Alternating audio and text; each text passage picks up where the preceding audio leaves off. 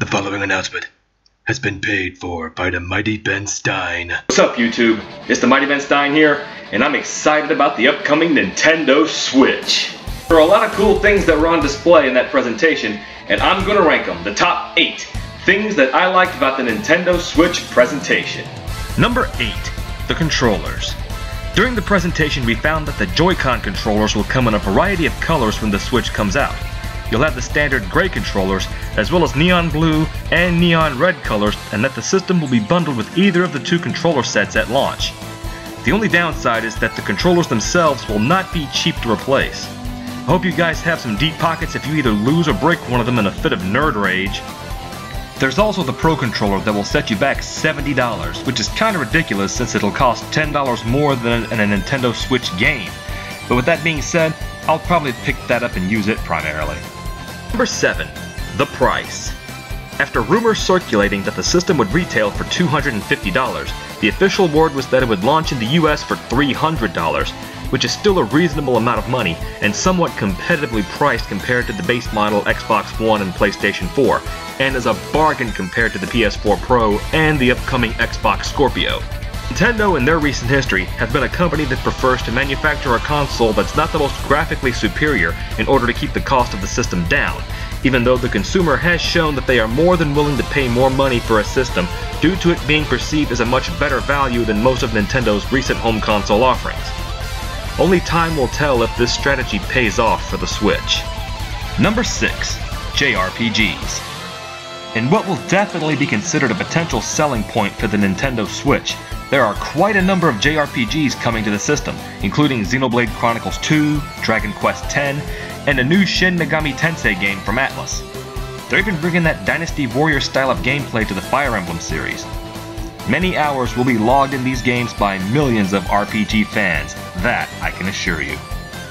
Number 5. Splatoon 2. The original Splatoon was one of the Wii U's most successful games during the system's life, selling over 4.5 million units worldwide, so it makes perfect sense to have a sequel on the Switch, and with all the new features and maps that will be in Splatoon 2, it looks like it will be one of the most addicting games on the Switch. Let's just hope that they grow a pair and include voice chat this time. Number 4. The release date.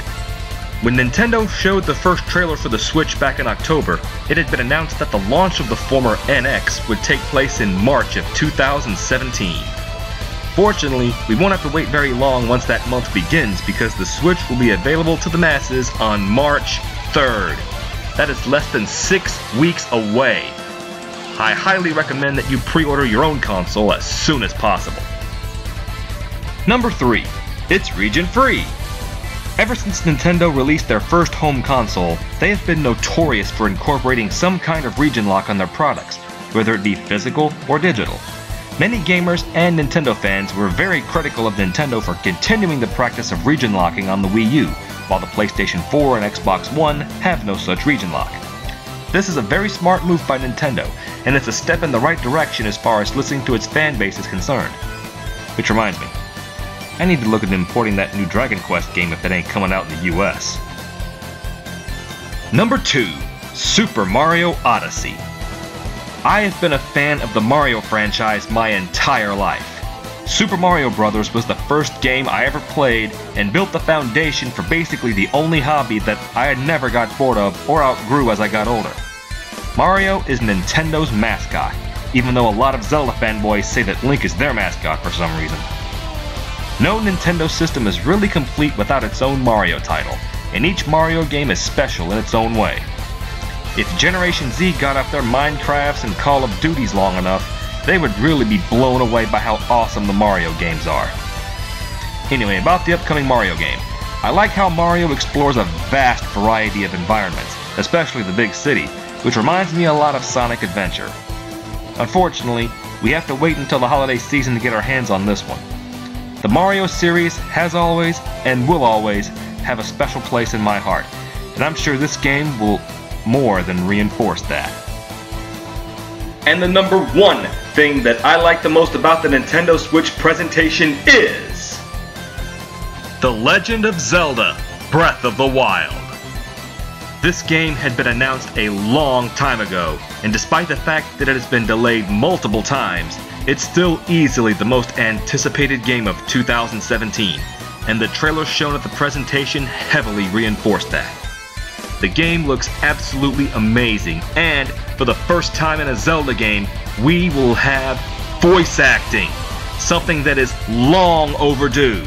And even though obviously Link will more than likely stay the silent protagonist and his voice will still be some Japanese man doing a bunch of random grunts, the last thing I'm going to do will be complain about that, because I'm happy that we'll finally have voice acting in a Zelda game. I know a few of the Zelda purists may not be excited at the concept, but I do think that it was time for them to have it a long time ago. And if that wasn't enough, the game will also be a launch title. That game alone will justify making the Nintendo Switch a day one purchase. So, what do you guys think of the Nintendo Switch? You excited for it? Don't really care? Think Nintendo's doomed? Sound off in the comments section below. And that's going to do it for today. And as I always say, if you liked what you saw, click that like button. Want some more of this? Click that subscribe button. And if you want to be notified of when I release new videos, then ring that dinner bell. And I'll see you guys in the next video. The preceding announcement has been paid for by DaMightyBenStein.